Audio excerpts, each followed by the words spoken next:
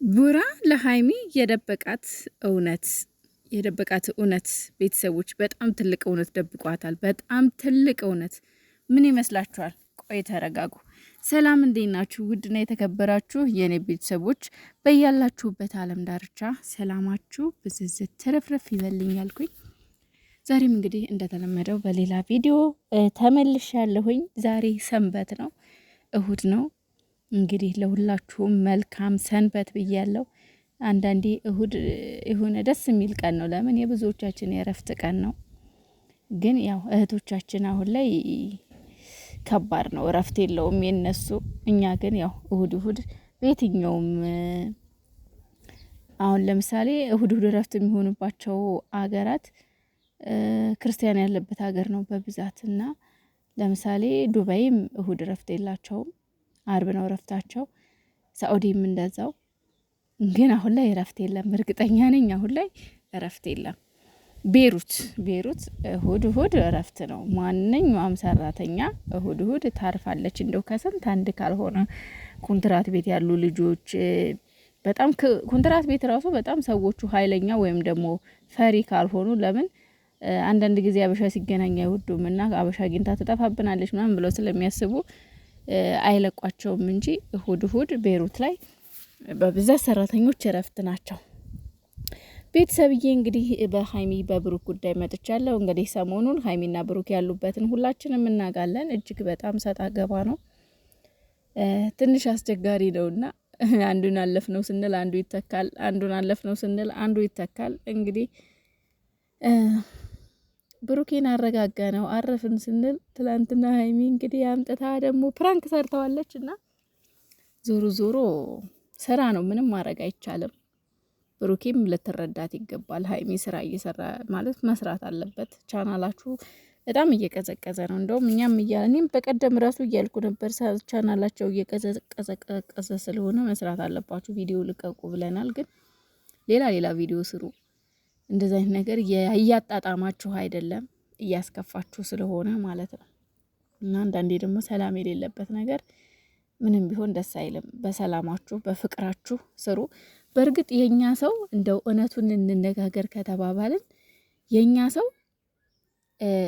ፍቅር ሲጫወቱ አይወዱም። እውነት ለመናገር የሀይሚና የብሩክ ቤተሰቦች በብዛት በፍቅር ነክ ነገር የመጡ ቤተሰቦች ናቸው። በፕራንክ በጸብ ምናምን ሳይሆን ግን እንደው ወጣ ያለ ሰው እውነት ለመናገር አዳዲስም ተመልካች የሚመጣው የሆነ ጸብ ስትጣሉ ጭቅጭቅ ሲኖረው ጸብ ሲኖረው ነው። እውነት ሰው ግን ክፉ ነው። እግዚአብሔርን ጥሩ ነገር ስትሰሩ አያዩላችሁም። የተመልካችም ችግር ነው። በነገራችን ላይ የሆነ ጥሩ ነገር ሲቀርብም አያዩም። የሚያዩት እንደዚህ አይነት ነገር ለወሬ ነው ሰው የሚገባውና ወሬ ነውና አንዳንድ ጊዜ በእነሱም ለመፍረድ በሀይሜም ለመፍረድ ከባድ ነው።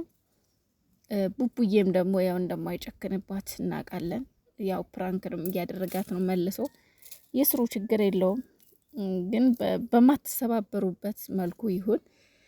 ወደ ሌላው ደግሞ ስመጣላችሁ ቡራን በኢንስታግራም አግኝቼዋለሁ። እውነት ለመናገር ፖስት ያደረገው ከ2 ሰዓት በፊት ነው።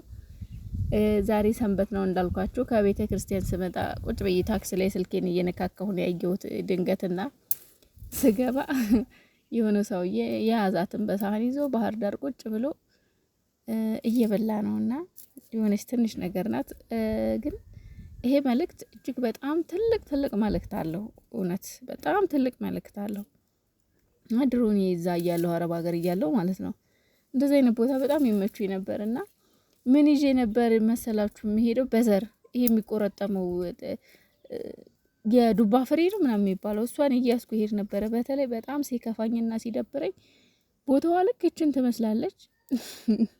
እየሄድኩኝ በተለይ ቢያንስ ከ10 ሰዓት ጀምሮ እስከ 12 ባለው ደስ ስለሚል ከ11 ሰዓት ከ10 ሰዓት ጀምሮ ቦታው ደስ ይላል። ወደ ማታ አካባቢ በጣም ያምራል። ባህር ዳርቻና እዛ ጓደኛዬ እንኳን ስለማይፈቀድላት እሁድ ብቻ ነበር የምትመጣው። ግን እኔ ሰዎቼ ስለነበረ እየወጣው ዘና አልነበርና ዋናው ስለ ቦታው ሳይሆን አሁን ብዙ ልላችሁ የፈለኩት ስለ ቦታው ሳይሆን ብሩኬ ስላስተላለፈው መልእክት ነው።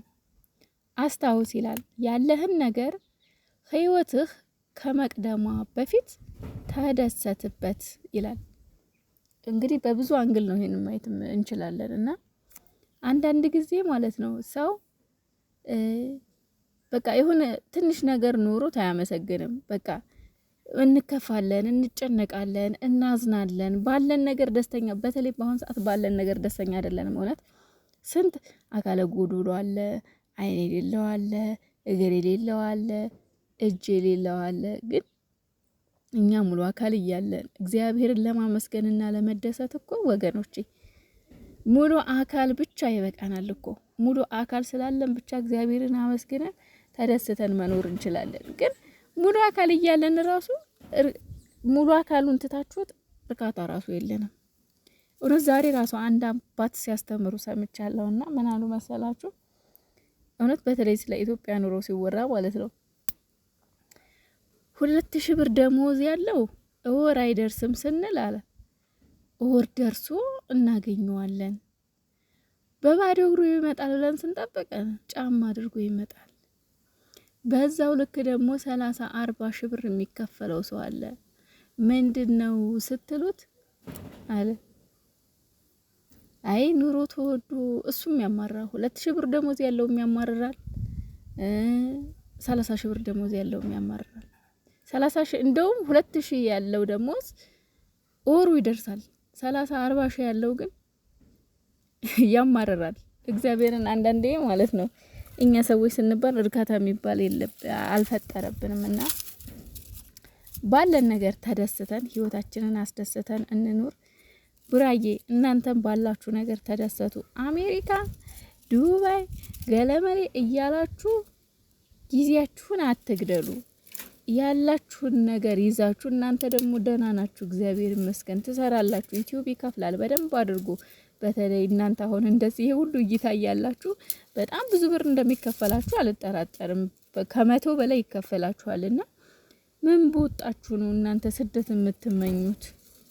ምን ሆናችሁ ነው? ባላችሁ ነገር ሀገራችሁ ላይ ቁጭ ብላችሁ ፍቅራችሁን ደስታችሁን ከእናትህ ጋር ደግሞ ለእናቱ ያለው ፍቅር እኮ በጣም የሚገርም እኮ ነው። ትናንት ራሱ ሼር እያደረጋችሁ ነበር። የኔ ውድ እናት የኔ ውድ እናት ያኔ በልጅነት እገዛልሻለሁ ያልኩሽን መኪናና ቤት እገዛልሻለሁ ምናምን እያለ በጣም ሲያቆለማመጣቸው ነበር እናቱንና ቡራዬ ታደርገዋለህ አንተ ታደርገዋለህና ፍቅራችሁን ደስታችሁን እናንተ አጣጥሙ። በቃ ወዲያ አትበሉ። ለኛ ብቻ መከር ሳይሆን እናንተም አድርጋችሁ አሳዩን። በቃ ስደት አትመኙ፣ እዚሁ ኑሩልን። ሃይሚ ብሩኬ እናንተ ምን አታችሁ ነው ስደት የምትመኙት? እዚሁ መኖር ትችላላችሁ፣ ኑሩ እና ባላችሁ ነገር ተደሰቱ። ሁላችንም ባለን ነገር ደስተኛ ሆነን እንኑር እና አባባሉ እውነት ነው። በቃ ምንም ምክንያቱም ህይወት ዛሬ እንሙት ነገ እንሙት ምንም አይታወቅም። ዛሬ ትቅደመን ነገ ትቅደመን። ነገ መጥቶ እኮ ሞት ሊወስድን ይችላል፣ ያለንን ሳንጠቀምበት ማለት ነው። ያለንን ብዙ እንኳን ቢኖር በቃ ያለንን ይዘን ሌላ ትልቅ ነገር ስንመኝ ህይወት መጣ ትቀድመናለች። ትንሿንም ሳንደሰትባት ትንሿንም ሳንበላት እንሄዳለን እላችኋለሁ ወገኖቼ። ደስ የሚል አባባል ነው ብሩክ ያልከን አባባል። ሃይሚ ብሩክ ባካችሁ ወደ ፍቅራችሁ ተመለሱ። ፍቅራችሁን ያዝልቅላችሁ አምላክ። ምንም በመካከላችሁ መቀኛንም ሸረኛንም ክፉንም ፈጣሪ ያጥፋላችሁ። በቃ እናንተ ብቻ በደስታ ኑሩ። ደህና ሁኑልኝ። እወዳችኋለሁ ቤተሰቦቼ። ላይክ፣ ሼር፣ ሰብስክራይብ አድርጉ። ባይ ባይ።